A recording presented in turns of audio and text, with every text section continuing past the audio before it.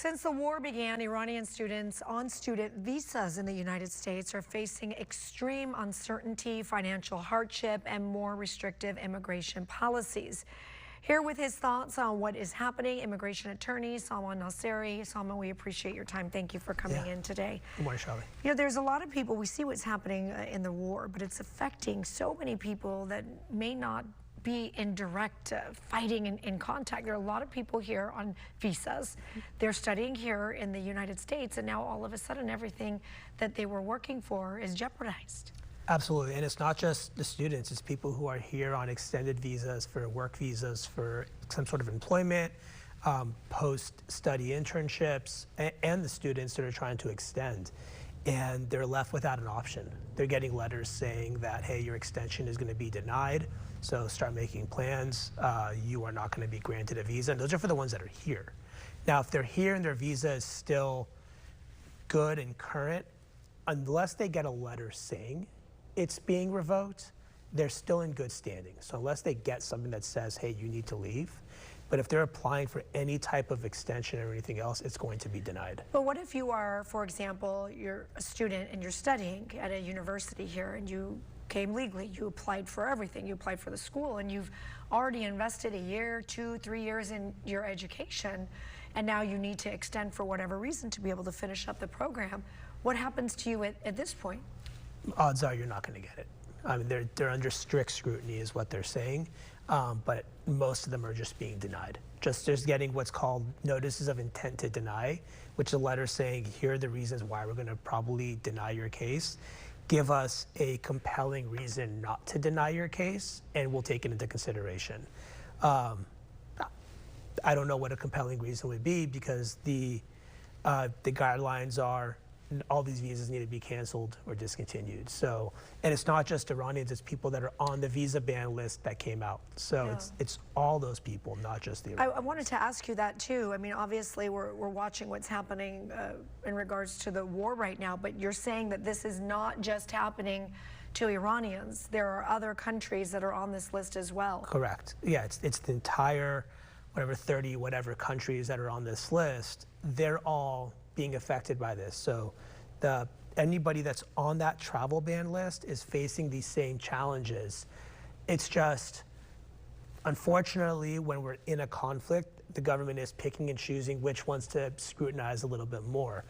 Just a couple months ago, they were scrutinizing the Venezuelan ones a lot more, but now those aren't being scrutinized as hard. Now it's the Iranian ones that are being scrutinized. They weren't being scrutinized the same way before. So it's a little bit of what we have the attention on. Are there any types of programs or help, if there's people watching right now, whether they're in a education situation where they're studying or they have a work visa and they're following every single rule that was put forth, but now they're caught up in this mess?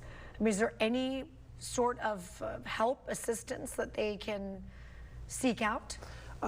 Unfortunately, I mean, they're kind of at the mercy of the government right now. So the best thing they can do is just keep going about doing what they're doing, and they can file for the extension, and unless they get something that says you have to go, they're still in status and they can still continue going to school or working. Now, if you're outside the country trying to apply to get in, you're not going to get in. They're going to deny those visas, whether they're family visas or they're a study or work-related visas. But if you're here, keep your status quo, keep doing what you're doing.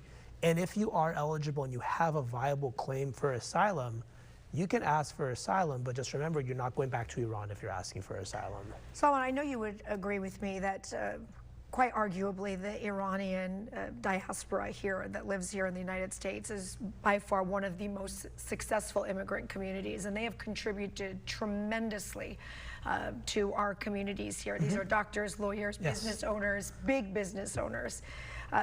I've spoken to a few of these students, and they share their concerns that by revoking these types of visas and these opportunities for these incredible smart people that want to be a part of society here, what the U.S. loses out on to be able to have these people be a part of what happens here. And I think that's part of the problem. And I think that's the biggest part of the problem is when I go back to say, give us a compelling reason why they should be allowed to stay here. I think the government should be able to see the compelling reason. I think the government should be able to see what the contributions have been from the Iranian community to the United States over the last 50 years.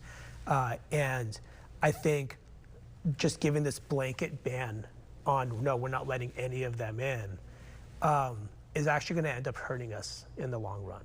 Because you're right, we are a community that has been successful, we have contributed, and we have respected the United States, the laws of the country. I mean, we are a community that has assimilated and come in here to do that. We say we, but we also have heard many stories of those who have taken advantage of course. the system as well. Of course, but sadly this is going to hurt the good ones that are trying to come in that can do well and make things better.